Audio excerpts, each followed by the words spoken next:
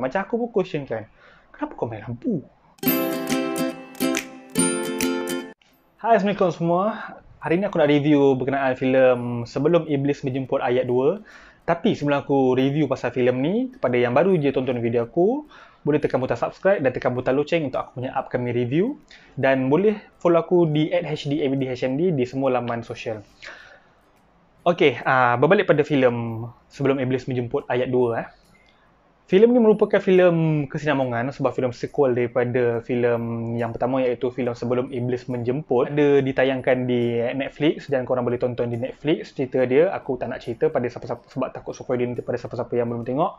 Tapi sinopsis untuk filem yang kedua ni, dia mengisahkan tentang watak utama daripada filem pertama, iaitu Alfie yang dilakonkan oleh Chelsea Islan dan adik dia Nara yang dilakonkan oleh Khadijah Shahab.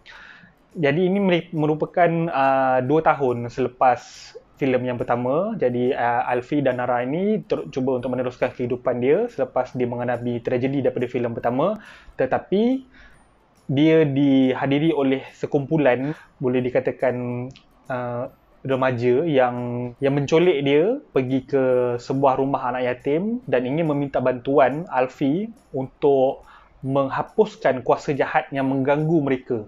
Filem ini diarahkan dan lakon layar daripada Timo Jajanto. Dia merupakan pengarah daripada filem pertama juga. Okey, aku pernah keluarkan video sebelum berkenaan elemen yang sepatutnya ada dalam filem seram. Ada 5 elemen dalam filem seram, iaitu plot misteri, background music, jump scare ataupun tahap keseraman, character attachment dan entity ataupun hantu dalam filem tersebut. Boleh aku katakan filem ni dia check semua tahap keseraman yang ada dalam filem-filem seram yang lain. Tetapi dia tak complete checklist dalam 5 elemen yang ada yang aku sebutkan tadi. Aku mulakan dulu pada plot dia.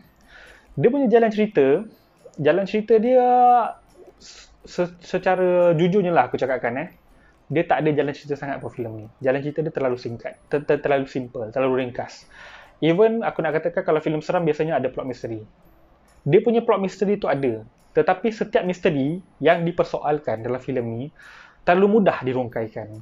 Ianya terlalu macam tak payah nak bermain dengan backstory, tak bermain dengan subplot-subplot yang lain. Dia hanya memerlukan watak utama yang dilakonkan oleh Chelsea Islan, iaitu Alfie. So watak Alfie ni yang kebanyakannya merungkai segala misteri yang ada dalam filem ni hanya melalui dia punya assumption saja. Itu dia punya cara rungkaian plot misteri dalam filem Sebelum Iblis Menjemput Ayat 2 ni. So bagi aku, jalan cerita dia boleh dikatakan sangat-sangat below average. Dia bukanlah sesuatu yang mind-blowing, bukanlah sesuatu yang mempunyai plot twist. Yes, plot twist dia ada. Tetapi cara dia merungkai plot twist tu, cara dia mereveal bagaimana jalan cerita tu akhirnya menyelesaikan misteri yang berlaku, ianya sangat simple, ianya sangat ringkas. Sebenarnya jalan cerita dia berkenaan dengan kisah satu malam. Ianya berlaku dalam waktu satu malam, satu hari satu malam. Aku tak ada masalah dengan konsep nak membuat cerita ataupun membuat filem seram berdasarkan satu malam. Banyak filem-filem seram yang berkisahkan satu malam ni yang bagus. Tetapi untuk filem ini, dia tak terlalu fokus dengan jalan cerita. Dia memang betul-betul fokus pada elemen seram. Okey, yang kedua, background music. Background music aku boleh katakan dalam filem ni bagus. Sebagai sebuah filem seram, ia menyampaikan satu background music yang menyeramkan, yang kena pada waktu dia. Sebab tipikal filem seram biasanya untuk menunjukkan sesuatu aspek-aspek seram, tak semestinya memainkan satu background music yang terlalu kuat ataupun background music yang terlalu ceria pun tak boleh juga. Dan dia tahu di mana untuk menggunakan background music yang seram dan di mana untuk menghentikan background music bila untuk melakukan suatu jump scare. Itu very typical lah. Tetapi walaupun typical, ianya masih berkesan untuk audience. Okey, yang ketiga, dia punya jump scare, dia punya tahap keseraman dia lah.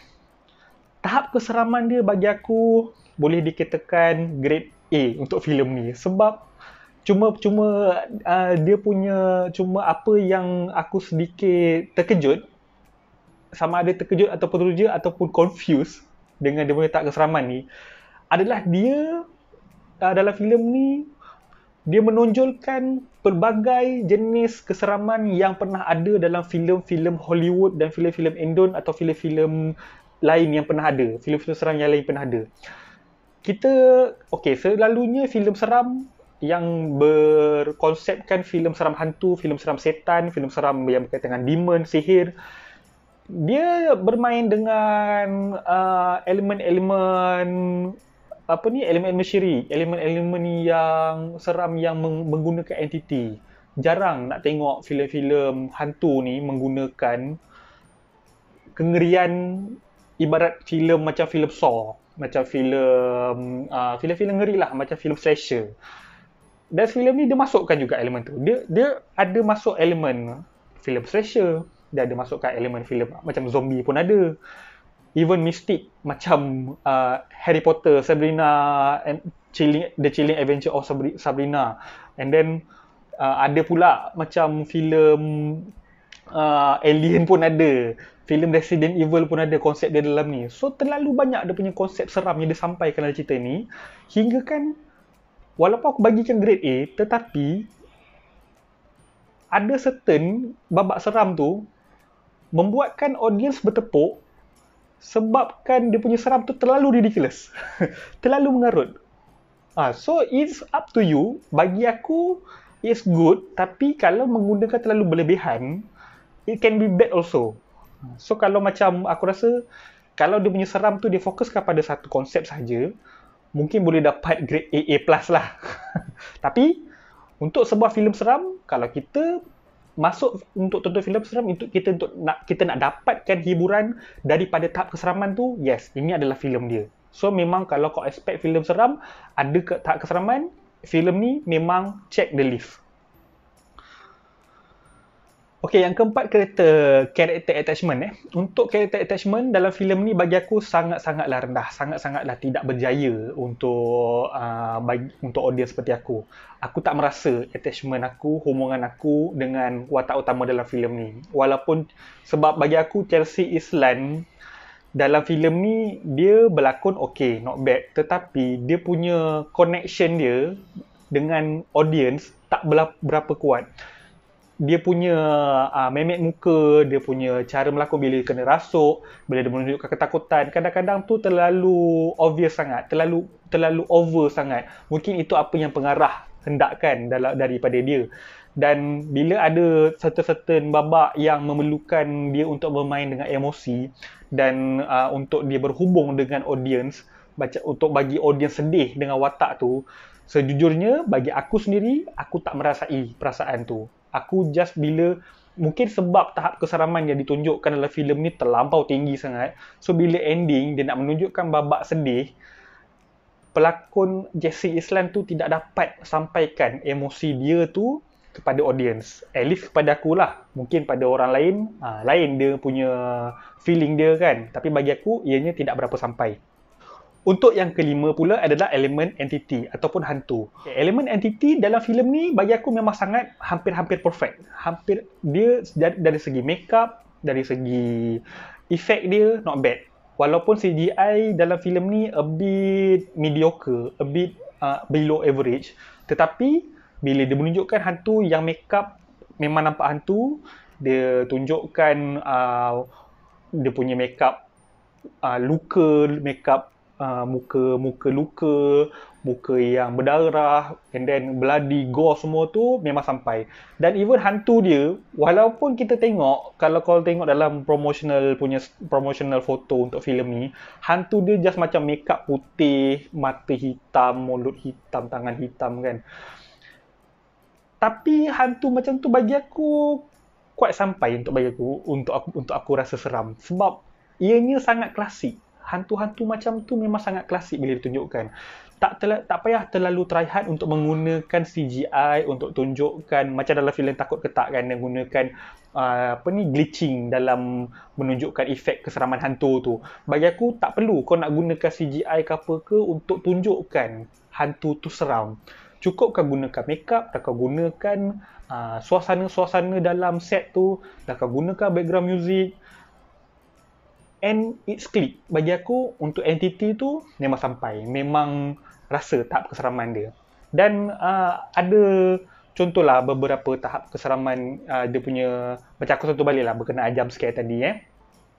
Jump scare dalam filem ni di pertengahan saja. Dia tidaklah terlalu, dia banyak digunakan jump scare dalam cerita ni. Dan even jump scare dalam cerita ni pun ada serta-serta jump scare tu digunakan konsep ni berulang-ulang kali. Cuma dia punya jump scare tu kita dah boleh nampak sebelum jump scare tu terjadi. Dan jump scare yang terjadi dalam filem ni kelihatan tidak terlalu natural. Contohnya ada satu babak watak Elfie bermain dengan lampu. So kita dah tahu bila dia main lampu, tutup buka lampu, kita dah tahu apa yang akan muncul kan. So kita dah standby dengan jump scare tu.